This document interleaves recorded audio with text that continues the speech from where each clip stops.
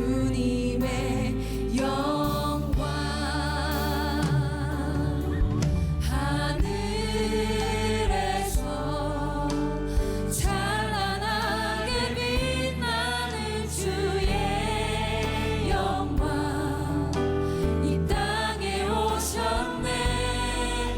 어둠을 밝히고 새 생명 주시네. 영원히 빛나는 나의 예수님 높이 영광과 찬양 받으실 그 이름 아멘 경배합니다. 슬픔을 거두고 내게 자유 주시네. 기쁨의 노래를 영원한 나의 빛 예수께. 우리 빛 대신 주님을 찬양합시다. 예수 우리들의 밝은 빛. 예수 우리들의 밝은 빛 은혜와 긍휼을 베푸시는 주.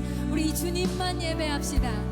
그의 길을 따라가는 주의 자녀들에게 항상 밝은 빛을 비추시네. 아멘. 그는 구원의 주 하나님 공의로 세상을 다스리시네. 내 삶을 다스리시네. 주를 경외하는 자들에게 부어주시. 그게 오늘 그렇게 주님께서 부어주실 것입니다. 아멘.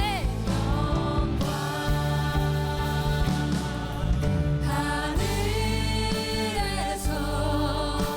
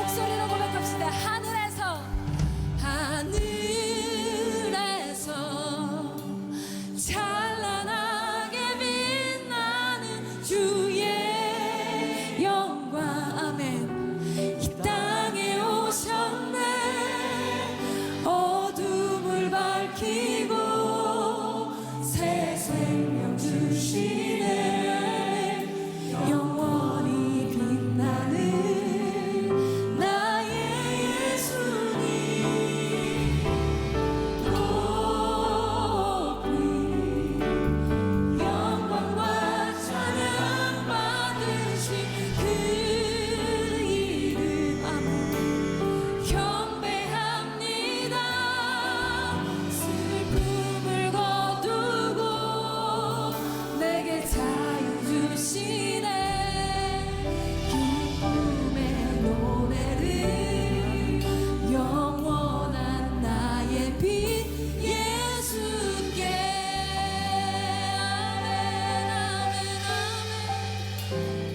아멘 아멘 아멘 주의 장막에서 한 날이 궁정에서 전날보다 솟아오니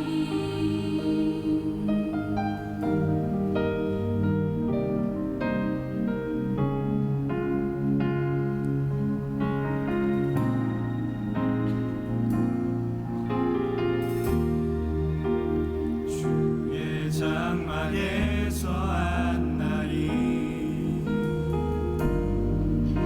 궁정에서 첫날보다 솟아오니 나의 영혼 주님을 기뻐해 주의 사랑 날 완전케 하네 주의 사랑 날 새롭게 하네 끝이 없는 주의 사랑만이 내 영혼 자유케 하시네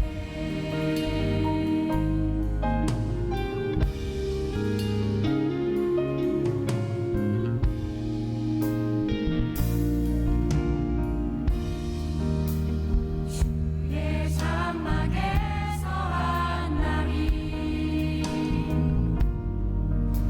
궁정에서 전날보다 솟아오니 나의 영혼 주님을 기뻐해 주의 사랑 날 완전케 하네 주의 사랑 날 새롭게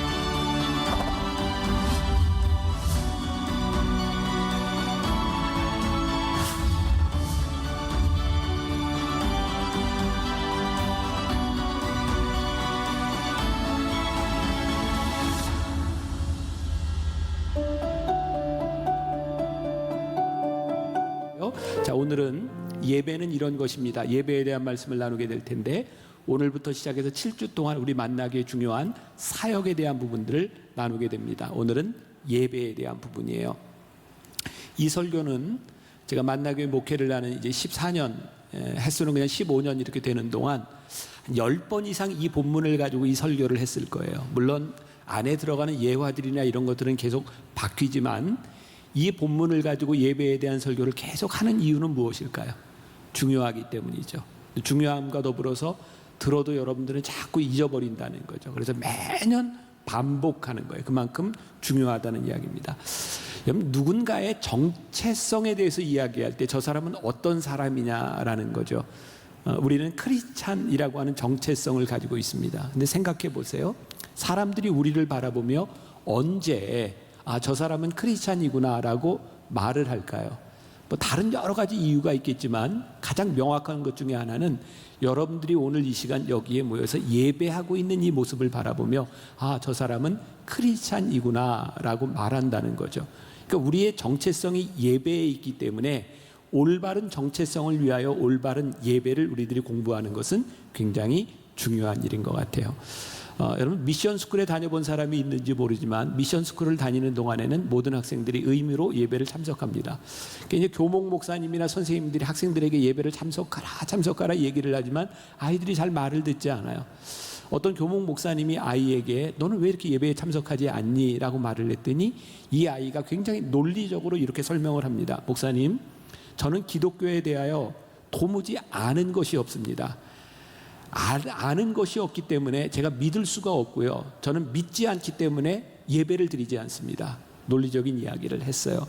이 목사님이 아이에게 이렇게 이야기를 하면 얘야, 한번 그 말을 바꾸어 볼 수 없겠니? 근데 이렇게 되는 거예요. 나는 예배에 들어가지 않기 때문에 믿을 수가 없고 나는 믿지 않기 때문에 아는 것이 없어요. 뭐 전혀 좀 이해가 안 되는 듯한 표정인데요. 자, 우리는 흔히 이렇게 말을 하잖아요. 나는 몰라서 못 믿어요. 아니, 내가 알아야 믿죠. 굉장히 논리적인 것 같은데 사실 이 믿음은 우리들이 알므로 믿는 것이 아니라 성경은 우리들에게 하나님을 믿음으로 우리들이 알아가는 것이라고 말씀해요. 그러니까 우리들이 하나님을 알 수 있는 방법은 무엇일까요?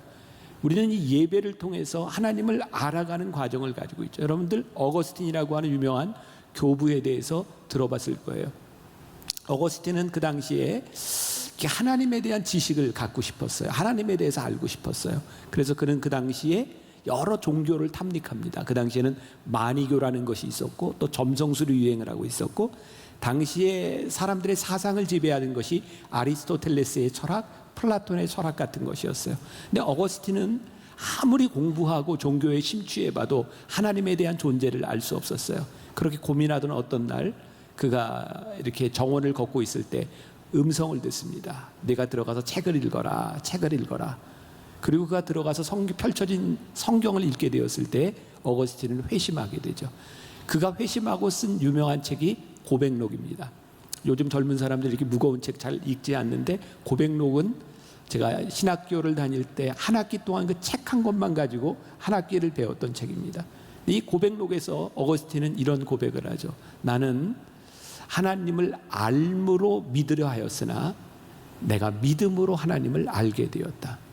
어거스틴은 하나님을 알므로 믿으려고 하였으나 하나님을 믿지 못했어요. 근데 어느 날 그에게 믿음이 찾아왔을 때 믿음의 눈을 들어 하나님을 보기 시작하죠. 하나님은 우리의 지식적인 차원에서 우리의 합리적인 차원에서 머무시는 분이 아니기 때문에 우리의 믿음의 눈을 들어볼 때 하나님이 보이죠. 그러니까 이 예배는 우리의 믿음의 눈을 들어 하나님을 바라보는 시간이기도 합니다. 오늘 우리가 읽은 본문 말씀을 통해서 예배라고 하는 것은 영적이라고 하는 표현이 되어 있고요. 예배는 우리의 몸을 드리는 것이라고 되어 있고요. 우리가 몸을 드릴 때 하나님이 기뻐하셔야 된다고 되어 있고요. 우리가 거룩한 제물이 되어야 된다고 되어 있고요. 그리고 예배를 통해서 우리는 세상과 구별되어야 된다고 말씀하고 있어요. 우리가 이 부분들을 함께 나누게 될 거예요. 자, 제가 이렇게 설교 시간에 여러분들에게 따라해라 이런 말을 당최 안 하는 사람인데 오늘은 여러분들에게 좀 따라해라 이렇게 하려고 하는데 따라하라 그러면 따라해야 될까요? 끝까지 안 따라해야 될까요? 여긴 왜 대답이 없어요? 따라할 거예요? 안 따라할 거예요? 대답 안 할 거예요? 좋은 말로 할 때 따라해요. 자, 이게 오늘 날씨가 굉장히 더워서 이렇게 안 하면 여러분들이 좋을지도 몰라요. 그리고 중요하기 때문에 따라하라는 거니까. 자, 따라해요. 네, 영적 예배란 우리의 초점이 하나님께 맞추어지는 것이다. 자, 영적 예배란 뭐라고요? 우리의 초점이 하나님께 맞추어지는 것이다. 자, 오늘 우리가 읽었던 본문 1절 말씀 같이 한번 봐요. 자, 영적 예배라고 하는 게 초점을 두고 같이 봅니다. 시작.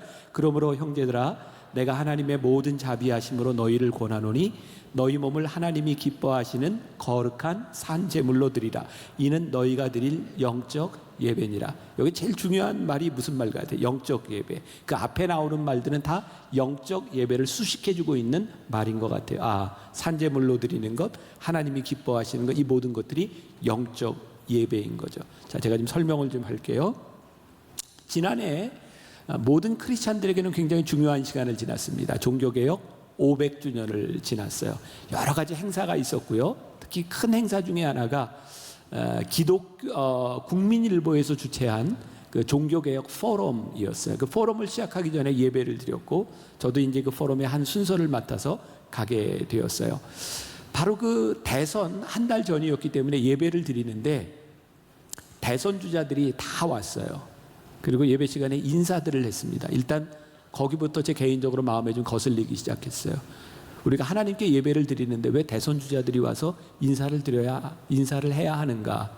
우리는 지금 뭘 하고 있는 것인가? 그리고 정말 또 제 개인적으로 기분이 상했던 것 중에 하나는 인사를 마친 대선 후보들이 예배를 마치기 전에 다 자리를 떠나서 한 명 빼놓고, 한 명이 누군지 궁금하죠? 네, 그냥 머릿속에 생각하는 그 사람이에요. 네. 도대체 이 예배 시간에 우리는 뭐를 하는 것인가? 그게 제 마음에 걸렸고, 이것은 우리들이 영적으로 하나님께 드리는 예배가 아니구나라는 생각이 들었습니다. 자, 여러분, 제가 예배에 대한 이야기를 하면서 나름대로 지키려고 하는 원칙들이 있습니다. 물론 제가 완전할 수 없습니다. 부족하지만 예배가 예배되기 위해서 우리가 지킬 수 있는 것은 무엇인가? 우리 지난번에 이제 지방선거 끝났잖아요. 우리 교회 정도만 돼도 많은 지방선거 혹은 총선, 대선 후보들까지도 교회에 와서 인사를 드리려고 합니다. 저에게 연락이 와요. 목사님 주일날 찾아가도 되겠습니까? 인사해도 되겠습니까? 그분들의 이야기 가운데는 인사하러 와서 예배를 드리고 인사를 좀 시켜달라는 거죠. 제가 지금까지 목회를 하는 동안 한 가지 끝까지 지켜왔던 것 중에 하나는, 저는 예배 시간에 사람들을 인사시키지 않는다는 거예요. 물론 예배 가운데 우리들이 정말 우리들의 손님들을 소개하고 환영할 수 있습니다. 그러나 예배와 다른 의도를 가진 사람들을 이 예배 시간에 인사시키지 않는다. 그게 제가 적어도 지금까지 지켜왔던 하나의 작은 원칙 가운데 하나입니다. 예배를 드리러 오는 것은 오케이. 그러나 예배 시간에 인사를 시키는 것은 아니라고 생각해요. 또 하나, 우리 교회는 미디어 사역을 참 많이 합니다. 그러다 보니까 각 기독교에 있는 방송국에서 우리 교회 예배, 여러분 청년 예배도 어떤 방송국에서 계속 이렇게 방영을 해주고 있어요. 우리가 예배를 드리는 것을 방송국에서 가져다가 틀어주는 거 저는 오케이입니다. 왜? 우리가 드리는 예배를 누군가 드릴 수도 있다고 생각하기 때문이죠. 그런데 우리 교회가 예배를 드릴 때, 크리스마스 예배 때나 송구영신 예배가 때가 되면 연락들이 와요. 우리 교회는 이렇게 미디어 시설들이 잘 되어 있다 보니까 생방송으로 중계를 하는데 딱 케이블만 꽂으면 생방송으로 바로 중계가 될 수 있도록 되었어요. 돈이 많이 들지도 않아요. 그런데 가끔 오케이, 우리 교회 예배를 방영하는 거 오케이입니다. 괜찮습니다. 그런데 방송국에서 이런 요청이 와요. 크리스마스 예배, 송구영신 예배를 방송으로 내보내려면 방송 때문에 예배 순서를 이렇게 바꾸고 이렇게 제작을 해야 될 것 같습니다. 그럼 제가 예배를 담당하는 목사님에게 얘기합니다. No, 그건 절대로 안 됩니다. 우리가 드리는 예배가 방송 때문에 바뀌어져야 된다면 우리가 무엇을 위해서 드리는 예배이겠습니까? 자, 다시 이야기해. 제가 완전할 수 있다고 이야기하는 것이 아니라 적어도 예배를 예배되기 위해서 우리들이 지켜야 되는 것이 있다는 거예요.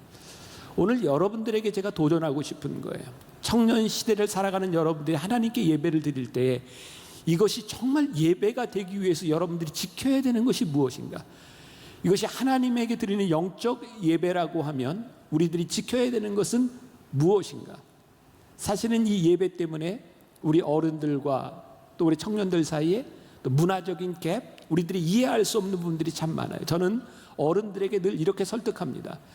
여러분들이 살아왔던 삶의 방식, 그것대로 청년들이 드리지 않는 것 때문에 청년들이 영적 예배가 안 되는 것이 아닙니다. 청년들은 청년 나름대로 영적인 예배를 드리고 있습니다. 우리의 틀로 보지 마세요. 예를 들어서 우리 어른들이 제일 싫어하는 게 뭐냐면 지금 여러분들 앞에 당연하게 들고 있는 그 잔들 있잖아요. 커피잔 뭐 이런 것도 어른들이 굉장히 싫어합니다. 아무도 감추는 사람이 없네. 근데 제가 늘 이야기하죠. 놔두십시오. 우리 세대에 용납이 되지 않던 것들이 우리 젊은이들 세대에는 자연스러운데, 이것은 예배의 본질에 대한 문제는 아니고 우리 청년들 가운데 개인적으로 내가 예배를 드리는데 이렇게 가져와 오는 것이 하나님 앞에 영적이지 않다고 생각하면 안 가져올 수도 있습니다. 그러나 우리의 잣대는 아닌 것 같습니다. 어른들이 또 우리 청년들에게 여름이 되면 저에게 꼭 이야기하는 게 있어요. 우리 청년들 예배 드리러 올 때 좀 이렇게 많이 드러내놓지 않고 좀 오도록 꼭 부탁을 드립니다. 제가 그런 이야기를 해요. 우리 청년들이요, 이렇게 드러내놓고라도 예배당에 오는 게 얼마나 감사합니까? 드러내놓고 다른 데 가는 것보다 예배당 오는 게 참 다행이지 않습니까? 언젠가 우리 청년들 찬양단에 섰던 아이들을 보면서 어른들이 얘기했던, 근데 노란 물 들이고 있는 아이를 바라보면서, 목사님 어떻게 찬양단 하는 애가 저렇게 노란 물을 들이고 있습니까? 제가 나가면서 그렇게 저에게 꿈이 있어요. 다음 주에 빨간 물 중에 하나 섰으면 좋겠어요. 왜? 저 아이가 노란 물을 들이고도 찬양 드리는 게 얼마나 감사합니까? 노란 물 들이고 다른 데 있는 것보다 예배 시간에 있는 게 정말 복된 일 아니에요? 자, 이것은 제가 이렇게 얘기하기 때문에 이것이 본질이다라고 이야기하는 것이 아니라, 사실은 우리들이 비본질적인 것을 가지고 논쟁하지 말고 우리의 영적 예배가 우리들의 어떤 모습을 가지고 있든지 하나님 앞에 초점을 맞추고 있는가. 내가 예배를 드리면서 커피잔을 들고 있지만 내 영이 하나님을 위해 초점을 맞추고 있는가가 더 중요한 것이고, 내가 정장을 하고 깨끗한 모습으로 앉아있지만 내가 하나님께 초점을 맞추지 않고 있다고 하면 이것은 영적인 예배가 아닐 수도 있는 거예요. 그러니까 우리들에게 제일 중요한 거, 그렇다고 여러분들이 이걸 가지고 오는 게 옳다? 그런 말을 하는 게 아니에요. 우리들이 영적인 예배라고 하는 게 무슨 의미를 가지고 있는가, 어떤 것인가를 분명히 알아야 되는 거죠. 자, 또 중요한 게 있어요. 여러분들 이 땅에는 많은 교회들이 있어요. 여기에 어렸을 때부터 만나교회를 다니는 사람도 있고 여기저기 다른 교회를 다니다가 이사를 와서 여기에 오는 사람도 있어요. 여러분들 교회는요, 어느 교회나 동일한 문제도 가지고 있고 또 동일한 사역도 가지고 있고 하나님께서 부르신 자들, 부르심을 입은 자들이 모이는 공동체가 교회인 거예요. 그러니까 우리는 하나님을 예배하는 다른 교회에 대해서 비난하거나 우리와 다른 스타일의 교회라고 해서 우리들이 비난하는 것은 옳지 않습니다. 왜? 하나님은 이곳이든 저곳이든 다 거하시는 분이기 때문이죠. 근데 중요한 것이 있어요. 모든 사람들이 어디에서도 예배를 드릴 수 있지만 여러분들이 만나 교회라고 하는 곳에 와서 예배를 드리는 이유는 있어야 되는 거죠. 우리가 많은 교회들 중에 여러분들이 여기에서 예배 드리는 이유가 무엇이냐? 이것이 뭐냐면, 모든 크리스찬들이 하나님께 불리음을 받았지만 우리들에게 주신 특별한 사명을 우리는 이 예배 공동체에서 알아야 되는 거예요. 굉장히 중요한 이야기를 하는 겁니다. 여러분들이 오늘 예배를 드리는데 여러분들이 만나 교회 와서 예배를 드리는 특별한 사명에 대한 것이 없다면 우리는 영적 예배를 드리는 게 쉽지 않은 거예요. 왜? 사명이 없으면 쉽지 않습니다. 그래서 만나 교회는요, 사명 선언문이 있어요. 그리고 만나 교회에는 우리들이 어떤 목적을 가지고 목표를 가지고 여기에 왔다라고 하는 슬로건이 있어요. 만나 교회 혹시 슬로건 표어를 아시나요? 아는 사람만 얘기해 보세요. 시작. 이 사람만 만나 교인이에요. 뭐라고요? 뭐라고요? 어렵지 않잖아요? 자, 다시 한 번만 해주세요. 시작. 자, 만나 교회요. 많은 교회들이 있는데 우리들이 여기에 모인 특별한 사명 가운데 하나가 뭐냐면, 우리는 교회가 여러 가지 사명이 있지만 이 땅에 소망이 되었으면 좋겠다, 이런 목적을 가지고 우리들이 모여 있다고요. 그러니까 우리 교회만 옳은 것은 아닌데 우리가 모여 있는 이유는 교회가 좀 이 땅에 소망이 되었으면 좋겠다고 하는 바람을 가지고 모인 사람들. 자, 이 슬로건이라고 하는 말이요, 제가 말씀을 준비하다 보니까 그 앵글로색슨족 잉글랜드 사람하고 그 다음에 저기 켈트족 저기 스코틀랜드 사람들하고 이렇게 이제 전쟁을 할 때 스코틀랜드는 바이킹들이잖아요. 근데 이 바이킹들이 그들이 모여서 이렇게 힘을 모으려고 할 때 슬러그라고 하는 말은 군대라고 하는 말이고요. 그 다음에 그레임이라고 하는 말은 외친다라고 하는 말이에요. 슬로건이라고 하는 말이 거기서 나왔어요. 근데 이 사람들이 이렇게 외치는 자기들의 힘을 모으는 용기를 보태드는 말이 이 슬로건인데, 여러분 보세요. 하나님이 얼마나 묘한 분이신가. 내가 이 설교를 작년에 원고를 써놨어요. 그런데 이걸 설명하라고 하나님이 6월에 월드컵을 열어주시더니 아이슬란드를 월드컵에 출전하게 하셔서 그들이 바이킹 박수가 무엇인지를, 슬로건이 무엇인지를 보여주도록 하셔서 놀랍지 않아요? 한번 봅시다.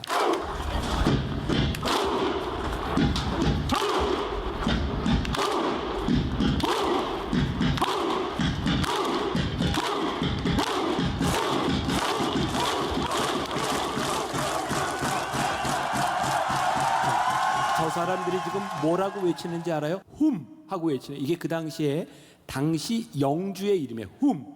근데 스코틀랜드하고 앵글로색슨 잉글랜드하고 전쟁을 할 때 저 스코틀랜드 사람들, 아이슬란드 바이킹의 후손이에요. 그들이 모여서 훔 하며 용기를 복돋우고 모였던 것이 슬로건이 된 거예요. 그러니까 이 슬로건이라고 하는 건 뭐예요? 우리가 여기에 모여서 함께 용기를 가지고 우리들이 이뤄내야 되는 일인 거예요. 교회가 이 땅의 소망입니다. 교회가 이 땅의 소망입니다. 우리는 그렇게 모인 공동체입니다를 고백하는 사람들인 거예요. 그러니까 이 슬로건은 굉장히 중요한 거예요.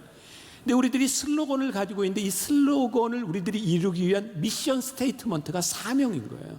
만나교회는 미션 스테이트먼트가 있어요. 외우는 사람이 많지 않을까, 내가 상처를 받을까 봐 내가 먼저 얘기를 할게요.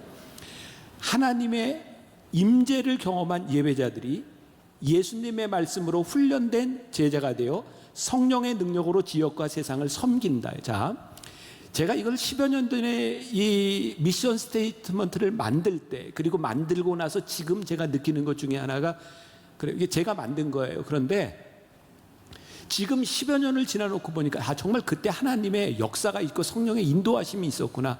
제가 정말 그걸 강력하게 느껴요. 그때는 이렇게까지 생각하고 만든 것은 아니었는데, 예배와 훈련과 섬김이라고 하는 우리들의 사명 선언문 가운데 정말 아주 그 균형 잡힌 신학적인 원리가 들어가 있어요. 예배는 성부 하나님과 연관이 되어 있고요, 훈련은 성자 예수님과 연관이 되어 있고요, 섬김은 성령 하나님과 연결이 되어 있어요. 그러니까 예배, 하나님 아버지의 임재를 경험한 예배자들이 훈련, 예수님의 말씀으로 훈련된 제자가 되어 섬김, 성령의 능력으로 섬기는 거예요. 그러니까 오늘 우리들이 예배를 드리면서 우리들이 꿈꾸는 사명이 뭐예요? 우리가 이 땅의 소망이 되기 위해서 예배자들이 훈련을 받고 섬기는 거예요. 여기까지 우리들이 나아갈 때 우리는 만나 교회가 되는 거예요. 그런데 이 중요한 내용을 우리들이 어떻게 잘할 수 있을까요? 치열한 도전을 읽어야 되는 거예요. 치열한 도전을 읽으려면 어떻게 해야 돼요? 책을 사야 되는 거예요. 굉장히 중요한 이야기예요. 우리가 이거를 알아야 우리들이 신앙생활을 하면서 같은 믿음의 공동체 아이덴티티를 이루어가는 거예요. 저는 적어도 여러분들 청년들이 우리의 믿음 생활을 할 때 우리들이 맹목적인 사람들이 아니라 여러분들이 여기에서 신앙생활을 하는 이유, 왜 청년들이 담을 넘고 왜 청년들이 단기 선교를 가고 왜 청년들이 모여야 되는지를 여러분들이 알고 신앙생활을 하는 것이 중요하다. 그러니까 영적 예배라고 하는 것은 우리의 초점이 하나님께 맞추어져서 하나님의 임재를 경험한 예배자들이 되는 것이 우선이다. 자, 그 다음에 따라하세요. 예배란 거룩한 산 제물이 되는 것이다. 자, 오늘 말씀 가운데 너희들이 거룩한 산 제물로 드리라. 산 제물, 살아있는 제물이에요. 자, 우리가 제물이라고 생각해 보세요. 내가 살아있는데 나를 잡으려면 아픔을 느낄까요? 못 느낄까요? 아파요. 만일 여러분들이 예배를 드리는데 여러분들의 아픔이 없다면 어쩌면 여러분들이 제물 되지 않았을지도 몰라요. 그러니까 여러분들이 예배를 드리는 이 일들은 여러분들이 늘 기쁨으로 할 수 있는 일이 아니에요.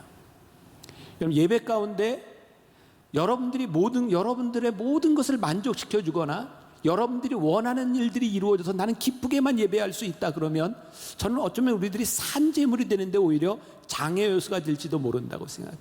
예배를 할 때 때때로 우리들이 찬양을 하는데 우리들이 모르는 찬양도 해요. 우리들이 10시 예배나 12시 예배 때는 우리들이 일어나기도 하고 교동문을 읽기도 하고 함께 낭독을 하기도 하고 기도를 하기도 하는데 그건 내 마음에 들지 않기도 해요. 근데 참 이상하죠. 예배는 내 마음에 드는 것이 아니라 어쩌면 내가 하기 싫은 일들에 내가 동참하며 내가 내 의지를 꺾으면서 우리들이 예배 속으로 들어가요. 그것들이 작은 희생들, 산 제물들이 되어가기 시작해요. 제가 오늘 여러분들의 그런 도전도 던지고 싶어요. 여러분들은 오늘 이 예배 시간에 나와서 예배 드리기 위하여 여러분들이 내려놓아야 됐던 여러분들의 욕망들은 무엇이고 여러분들이 손해봐야 됐던 것들은 무엇인가, 이것이 우리들에게 살아있을 때 그것이 산 제물이 되는 거죠. 저는 산재물이 된다고 하는 것 가운데 굉장히 중요한 것이 있다. 그게 뭐냐면 우리들에게 영적 갈망이라고 생각해요. 여러분, 우리들에게 늘상 이 예배에 대한 영적 갈망이 있으면 얼마나 좋겠어요. 그런데 우리들 모두 그렇지 않아요. 여러분, 가끔 교회 오기 싫을 때 있어요, 없어요? 응? 없어요? 있어요. 네, 나도 가끔 오기 싫을 때가 있어요. 그러니까 여러분들만 그런 게 아니에요. 제가 설교하는데 매번 즐겁게 설교할까요? 아니에요. 어떤 때 힘든 때가 있어요. 제 마음 상태가 설교할 상태가 되어 있지 않을 때도 있고요. 때때로 내가 이거 집어쳐? 내 마음 가운데 내가 힘들고 어려울 때 내가 이거 그만뒀으면 좋겠어, 이런 마음도 들어요. 근데 목회자에게 제일 중요한 일이 뭔지 아세요? 목회를 놓지 않는 거예요. 예배자들에게 제일 중요한 게 뭔지 아세요? 예배를 놓지 않는 일이에요. 그래서 예배 사역을 하는 민호기 목사님이 이런 얘기를 했어요.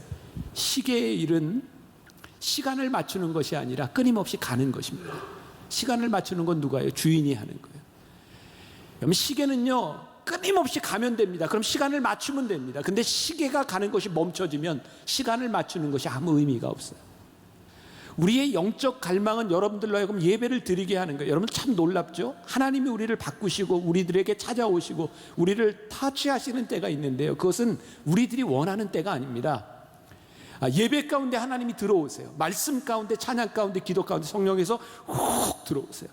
그리고 우리의 마음을 만지실 때가 있어요. 그것을 우리는 카이로스라고 말을 하죠. 시간을 이야기하는 크로놀로지가 있어요. 연대기적인 시간이에요. 근데 우리들에게요, 카이로스의 시간이 있어요. 우리의 인생에 하나님이 우리를 타치하시는 때죠. 근데 그게 언제예요? 끊임없이 예배를 갈망할 때, 어느 순간에 우리들에게 훅 찾아오는 거예요. 오늘 예배를 드리는 우리들이 산재물 되기 위해서 우리들이 어떻게 영적 갈망을 놓치지 않느냐, 힘든 일이지만 우리들이 이것을 어떻게 유지해 나가느냐에 대한 부분이죠. 이 중에는 학생도 있고 직장인도 있어요. 우리들이 직장인, 우리가 다 돈을 번지만 저 사람이 직장인인지 아닌지 어떻게 알아요?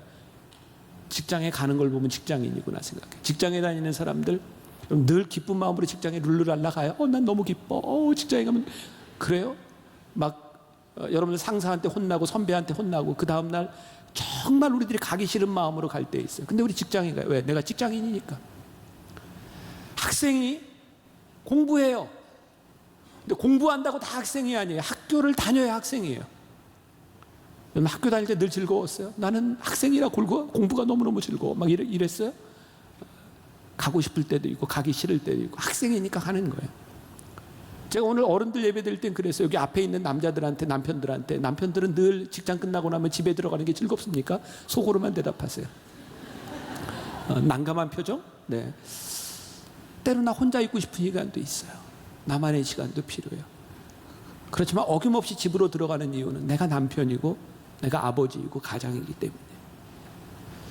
그러니까 예배자라고 하는 게 뭔가, 크리스찬이라고 하는 것이 무엇인가? 우리들의 호불호에 대한 문제가 아니라 우리들이 하나님 앞에 예배 드리는 거예요. 그 영적 갈망에서부터 우리는 예배자가 되고 하나님을 경험하게 돼요. 산재물이라고 하는 것과 더불어 재물이라고 하는 것, 거룩한 산재물. 제가 이 설교도 한 10번쯤 했던 것 같아요. 레위기에 보면 제사장들이 제사를 드리는 여러 제사 예법들이 나옵니다. 여러분, 제사장들이 제사를 드릴 때 동물을 잡아 죽이는 게 누굴까요? 제사장? Yes or no? 제사장이 아니에요. 누군가 제물을 드리러 제사장에게 가져오잖아요. 그럼 제사장은 제사장이 동물을 잡는 것이 아니라 그 사람에게 잡는 법을 가르쳐줘요. 깨끗한 옷을 입고 제사를 드리는 사람이 그 동물을 잡아요. 배를 가르고 각을 떠요. 여러분, 동물의 배를 가를 때 피냄새와 내장의 냄새들이 얼마나 역한 냄새인지 몰라요. 근데 제사를 드리는 사람이 제물을 드리기 위해서 자기 손으로 잡아요. 피가 튀어서 옷에 묻어요. 역한 냄새를 맡아요. 그러면서 제물 되는 거예요. 대신 죽어가는 저 사람이 저 동물의 역한 냄새를 맡으며 내가 제사를 드리는 거예요. 제사를 마치고 돌아가는 사람들 가운데 누가 제사를 드리고 제물을 드린 사람인지 구경꾼인지 금방 구별이 돼요. 구경꾼들의 옷은 깨끗합니다. 제물을 드린 사람의 옷은 피투성이가 되고 냄새가 나요. 오늘 여러분들에게 또 하나 도전 드려요. 우리가 예배를 드린다고 하는 게 뭘까? 하나님 앞에 영적 예배를 드리고 산 제물이 되고 거룩한 제물이 된다고 하는 것이 무엇일까? 우리들이 깨끗한 옷을 입고 하나님 앞에 예배자로 왔지만 나아갈 때는 우리들이 땀 냄새가 나고 역한 냄새가 나고 우리들의 희생이 있고 우리들이 흘렸던 땀이 있을 때 우리는 예배자라 말할 수 있어요. 제가 목사이기 때문에, 나는 설교자이기 때문에 나만 이렇게 예배를 마치고 나면 월요일 날 힘들고 아프고 그래야 되는 걸까요? 여러분, 우리 분당에는 여러 교회들, 여러분들 아는 교회들 있죠. 분당 우리 교회 이찬수 목사님, 할렐루야 교회 김승욱 목사님도 있고, 가까운데 선한 목자 유기성 목사님도 있고, 우리 가끔 만나서 이야기해요. 요즘 만나면 제일 많이 얘기하는 게 뭔지 아세요? 그 어느 병원 가봐, 그 어느 선생님이 좋대. 안 아픈 사람이 하나도 없어요. 저도 월요일이 되면 굉장히 머리가 아파요. 힘들어요. 어제부터 오늘까지 계속 설교하고, 근데 제가 설교하는 사람이기 때문에 나에게만 이런 일이 일어나야 되는 건가요? 여러분들이 예배자가 된다고 하는 것은 그렇게 쉽게 깨끗한 옷을 입고 와서 깨끗하게 돌아가는 것이 아니라 우리들이 하나님 앞에 산 제물이 되기 위해서 여러분들이 희생했던 흔적들이 여러분들에게 있을 때, 그래서 우리 청년들을 바라보면 정말 귀한 것 중에 하나가 여러분들의 헌신이죠. 여러분들이 이 부서 저 부에서 섬기는 그런 부분들, 그것이 우리의 예배를 예배하게 하는 부분들이 아닐까. 제가 지난주에 강릉시에서 연합 집회를 했어요.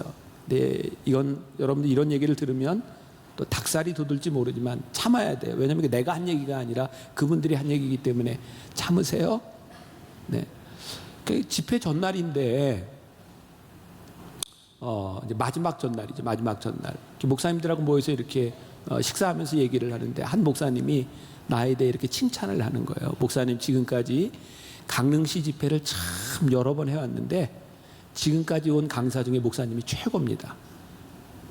내가 한 얘기가 아니에요. 목사님 최고입니다. 나한테 칭찬하는 거예요. 그런데 그 다음 말이 짧아서 참 좋대요. 지금까지 온 강사 중에 목사님이 제일 짧았습니다. 제가 알았어요. 교인들은 짧은 걸 좋아하는구나. 근데 오늘 짧게 할 생각은 전혀 없습니다. 내가 여러분들한텐. 근데 본래 그 이야기를 꺼낸 의도는 그 다음에 있었어요. 이 이야기를 통해서 나를 이렇게 좀 띄워주고, 한 목사님이 목사님, 집회를 하는 내내 교인들에게 한 번도 헌금 얘기를 안 하시고, 또 헌금자들 이렇게 옛날 부흥회 가면 막 이렇게 읽어주고 그러잖아요. 그런 것들 하나도 안 해서 사람들이 헌금을 안 해요. 우리가 강릉시 집회를 마치고 나면 이 헌금을 가지고 우리들이 해야 되는 사업이 있는데 헌금이 안 나와요. 목사님, 설교하기 전에 헌금 얘기 한번 해주세요. 근데 나는 당초에 어디 가서 헌금 얘기를 해본 적이 없거든요. 왜냐하면 그냥 내 개인적인 생각인데, 교인들이 부흥회에 왔는데 나는 여기 와서 앉아있는 사람들이 헌금하기 위해서 왔다 이런 인상을 주기 싫었어요. 부흥회는 우리 영적 부흥에 대한 부분이지 헌금 때문에 내가 나와 있다는 인상을 주면 마음이 다치니까, 저는 설교 시간에 다른 교회 가서 설교할 때 헌금 이야기를 하지 않습니다. 왜? 여러분들은 오늘 말씀을 들으러 온 사람들이지 헌금을 하러 온 사람들이 아니니까. 근데 그 목사님이 나에게 그걸 요청했을 때 나는 그 목사님이 나쁜 사람이 아니라 정말 좋은 선의가 나에게 느껴졌어요. 그래서 고민을 했어요. 정말 이게 사업에 써야 될 그런 헌금들이 이걸 어떻게 해야 되나. 그리고 설교하러 나올 때까지 고민을 했어요. 그리고 교인들에게 이야기했습니다. 여러분, 이 집회 강사가 와서 설교 얘기를 한 번도 안 한, 헌금 얘기를 한 번도 안 한다고 여러분들이 헌금을 안 한다 그러네요. 전 참 당혹스럽습니다. 언제까지 이름이 불리고 이야기를 하면 누구 앞에서 헌금을 하고 이름이 불리지 않고 이야기를 하지 않으면 헌금을 안 한다. 여러분들은 철저하게 하나님 앞에 예배를 드린다고 하면서 하나님 중심적이지 않죠. 난 여러분들의 신앙이 좀 자랐으면 좋겠습니다. 그렇게 얘기하면서 제가 그 목사님에 대한 선의가 느껴졌기 때문에 교인들한테 이야기를 했어요. 그래서 저도 여기 나오면서 결심을 했습니다. 이 집회를 마치고 저에게 얼만큼의 사례비를 줄지 모르지만 제가 받은 것 그대로 다 놓고 가겠습니다. 그랬더니 교인들의 표정이 밝아졌어요. 그 얘기에. 그 전까지 굉장히 무거웠어요. 근데 밝아진 이유가 뭐냐면 나도 놓겠습니다. 놓고 가겠습니다. 그 얘기에 밝아지더라고요. 여러분들에게 물어볼게요. 제가 이렇게 집회를 마치고 사례비를 받는데 이거를 다 놓고 오겠습니다 말하는 게 어려운 일이었을까요? 쉬운 일이었을까요? 대답을 해요. 그냥 속으로 대답하세요. 쉬운 일이었어요. 왠지 아세요? 저는 본래 외부에서 사례비를 받으면 제가 갖는 게 없어요. 다 교회에 다시 헌금을 하거든요. 그러니까 우리 교회 헌금을 하든 거기에다 놓고 오든 나에게는 아무 문제가 없어요. 그건 내 게 아니에요. 제가 오늘 그 말씀을 준비하면서 이 원고를 읽다가 무슨 생각이 났는지 아세요? 왜 우리에게 희생이 어려운가? 왜 우리들에게 헌신이 어려운가? 물질이 내 것이라고 생각하니까 그게 너무너무 힘든 거예요. 하나님께서 나에게 주신 물질이라고 생각할 때 그것은 우리들에게 조금 더 쉬운 헌신을 만들어줘요. 여러분들에게 주신 건강과 시간들, 여러분들이 가지고 있는 지식들이 내 것이라고 생각하면 하나님을 위해 드리는 일이 쉽지 않아요. 근데 하나님이 나에게 주신 시간이고 하나님이 나에게 주신 생명이고 하나님이 나에게 주신 것이라고 생각하면 우리들은 헌신할 수 있어요. 그러니까 우리들이 하나님 앞에 영적 예배를 드리지 못하고 우리들이 헌신하지 못하는 중요한 이유 가운데 하나는 하나님 앞에서 우리들의 영적 관계, 중요한 관계들이 잘못되어 있는 것은 아닐까. 그래서 우리들이 영적이라고 하는 말에 우리들이 집중할 필요가 있는데 여러분들 요한복음 4장 23절과 24절 말씀 보세요. 유명한 말씀이에요. 같이 봉독합니다. 시작. 아버지께 참되게 예배하는 자들은 영과 진리로 예배할 때가 오나니 곧 이때라. 아버지께서는 자기에게 이렇게 예배하는 자들을 찾으시느니라. 하나님은 영이시니 예배하는 자가 영과 진리로 예배할지니라. 이 말씀은 사마리아 우물가의 여인이 예수님을 만나고 예수님께 질문하는 것에 대한 대답이죠. 예수님, 우리가 어디에서 하나님을 예배해야 될까요? 유대인들은 예루살렘에 있고 우리는 사마리아에 있고 어디에서 예배할까요? 이 산에서 저 산에서. 예수님께서 말씀하시는 것이 아니다. 이곳에서도 저곳에서도 하나님은 장소에 머무시는 분이 아니라 너희들에게 중요한 것이 있는데 너희들이 신령과 진정으로 하나님께 예배를 드릴 때 하나님은 이 예배를 받으시는 분이다. 자, 여러분들 우리들이 가지고 있는 커다란 오류 가운데 하나가 있어요. 우리들이 선택하는 거죠. 근데 하나님은 우리들의 선택으로 영적인 예배가 드려지는 것이 아니라 하나님 앞에 우리들이 굴복하고 순종하기를 원하세요. 자, 여러분들이 만나교회를 잘 이해하기 위해서 우리 교회는 여러 예배가 있단 말이에요. 오늘 제가 10시 예배와 12시 예배는 이렇게 넥타이를 메고 예배를 드리고 가능하면 제가 4부 예배 때는 우리 청년들과 예배를 드리면서 넥타이를 잘 매지 않고 설교를 합니다. 이유 가운데 하나는 제가 이 설교를 말씀을 여러분들에게 커뮤니케이션 하기 위해서 여러분들에게 조금 더 이렇게 편안하게 다가갔으면 좋겠다 이런 생각을 가지고 있어요. 그러니까 어른들은 넥타이를 매는 것이 더 편안할지 모르지만 여러분들은 내가 편안하잖아요. 그래서 이것은 어떤 룰에 대한 규칙에 대한 부분이 아니라 그냥 이럴 수도 있다는 거죠. 이 예배를 이렇게 만들어 놓고 여러분들이 4부 예배 오늘 2시 반 예배에 드리는 것은 여러분들의 선택에 대한 부분이에요. 그런데요, 저는 목회자의 입장에서 신앙이 여린 사람들 또 예배의 이런 스타일에 대해서 호불호가 있는 사람들에게 여러분들이 선택할 수 있도록 예배를 이렇게 여러 다른 스타일로 예배를 드리고 있지만 제 목적은 다른 스타일로 드리는 데 목적이 있는 게 아니에요. 그러니까 아직 믿음이 여리고 내 스타일에 맞지 않는 걸 견디지 못하는 사람이 있어요. 그런 사람에게는 영적 예배를 드리기 위해서 목회자로서 제가 준비해 주는 거예요. 이런 예배에서 드리면 훨씬 더 예배를 잘 드릴 것 같습니다. 그런데 제가 꿈꾸는 것은요, 당신이 선택한 그 예배가 옳은 것이고 이것이 맞는 것이다 해서 그런 예배를 드리면서 영적인 하나님에게로 우리들의 시선이 옮겨졌으면 좋겠다. 그래서 지금까지는 내가 선택한 예배지만 이제 내 선택이 아니라 내가 희생하고 하나님 앞에서 내가 헌신할 수 있는 예배의 자리로 찾아가는 데까지 나아갈 수 있도록 여러분들에게 선택을 주는 것이지 선택이 목적이 아닌 거예요. 굉장히 중요한 예배의 철학들이에요. 이 예배 철학이 어디에 들어있어요? 치열한 도전에. 그러니까 여러분들이 이 책을 봐야 되는 이유인 거예요. 이런 이야기들이 책 속에 다 들어있고 우리들이 왜 예배를 드리고 왜 이런 예배를 드리는지에 대한 부분이죠. 자, 이스라엘 백성들이 드렸던 제물 중에 유일하게 한 가지, 모든 제물들은 하나님께 드리고 나머지는 제사장에게 가게 되어 있었는데 드린 제물을 사람들이 다 함께 나누어 먹는 제물이 있어서 그게 뭐냐면 화목제물이에요.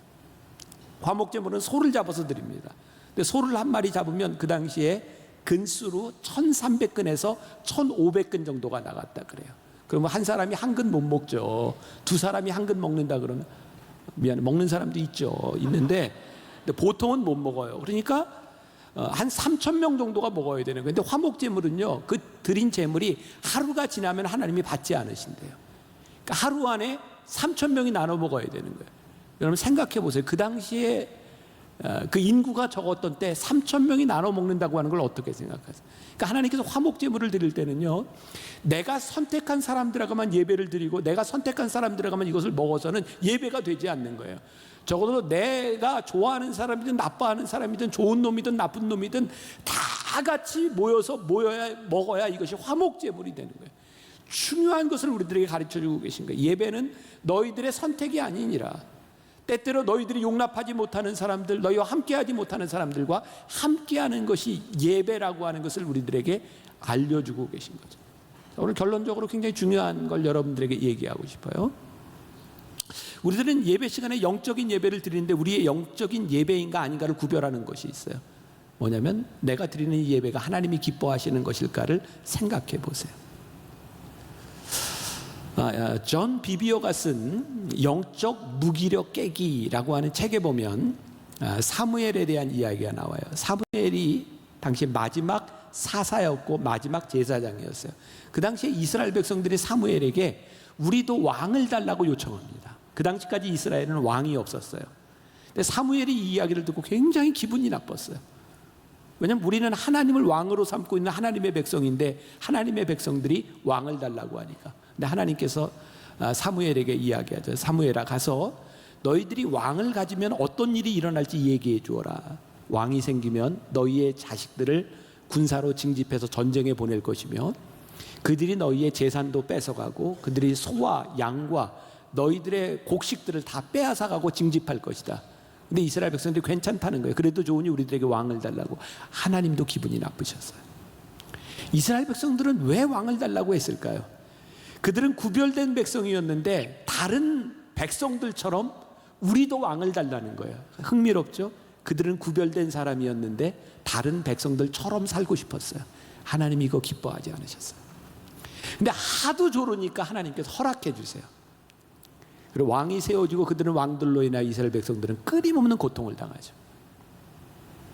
두 가지의 은혜가 있어요. 하나는 하나님이 허락하시는 은혜, 또 하나는 하나님이 인도하시는 은혜예요. 우리들이 드리는 이 예배가 영적인 예배인가 아닌가를 구별하는 것이 있는데 우리가 지금 하나님을 기쁘시게 하며 우리들이 예배를 드리는 것인지 아닌지를 구별하는 것이 있는데 우리는 허락된 은혜를 구하는가 아니면 인도하시는 은혜를 구하는가. 허락된 은혜는 뭐예요? 하나님이 기뻐하시지 않는데 하나님이 허락해 주시는 거예요. 그럼 이스라엘 백성들이 출애굽하여 광야의 과정을 지났는데 하나님이 매일 만나를 주셨어요. 놀라운 은혜였거든요. 어느 날부터인가 이스라엘 백성들이 그걸 더 이상 은혜로 생각하지 않고 고기가 먹고 싶다 불평하기 시작하죠. 하나님이 그들에게 고기를 허락하셨어요. 메추라기를. 그들에게 허락된 은혜가 축복이 아니었어요. 메추라기를 밤새 내리게 하셨는데 그 고기가 이 사이에 끼기도 전에 죽기 시작해요. 누가복음 15장에 유명한 탕자의 비유가 나와요. 이 아들이 얼마나 못된 놈인지 살아있는 아버지한테 유산을 달라고 졸르고 졸라서 그 유산을 받아가지고 해외로 나가요. 다 쓰고 탕자가 돼서 들어와요. 아버지가 재산을 허락했지만 그것이 그 아들에게 축복이 되지 않았어요. 우리가 예배를 드리는데 하나님이 기뻐하시지 않는 것은 영적인 예배가 아니라 여러분들이 하나님께 기도하며 여러분들이 누리고 있는 그 은혜들이 하나님의 인도하심 가운데 따라가는 것이 아니라 억지로 하나님 앞에 받아낸 허락들이 하나님이 기뻐하시는 것이 아니에요. 그러니까 우리는 하나님에게 때를 써서 우리를 얻어내는 것들이 우리들에게 축복이 아니라 우리가 어떻게 하나님의 인도하심을 따라 하나님이 인도하시는 은혜를 우리들이 경험할 수 있는가. 우리들이 예배 가운데 하나님의 인도하심이 보이기 시작할 때, 그 영적 예배는 하나님에게 초점을 맞추기 시작할 때 우리들에게 인도하심이 보이는 거예요. 아, 이것이 예배구나. 그래서 우리 만나교회 꿈꾸는 거예요. 하나님, 교회가 이 땅에 소망이 되기를 원하는데 그 이유는 뭐냐면 교회가 하나님 앞에 맨날 뭐 달라고 허락해 달라고 이야기하는 그런 은혜를 경험하는 교회가 아니라 하나님의 인도하심을 따라 하나님의 말씀이 이 땅에서 어떻게 소망이 될 수 있는가, 하나님의 말씀이 어떻게 역사할 수 있는가를 꿈꾸는 믿음의 공동체를 이루는 것, 그게 우리가 오늘 여기에서 예배를 드리는 이유인 거예요. 자, 오늘 예배에 대한 이야기를 냈고 이제 다음 주에는 나눔에 대한, 사역에 대한 이야기를 하게 될 텐데, 저는 우리 청년들이 여러분들의 삶 가운데 하나님 앞에 초점이 맞추어진 영적 예배자들이 되기를 간절히 소원합니다. 예배를 마치고 가는 여러분들 가운데 정말 보이지 않는 땀 냄새가 나고 보이지 않는 여러분들의 헌신이 있는 그런 예배, 여러분들의 공동체가 될 수 있기를 주님의 이름으로 간절히 축원합니다.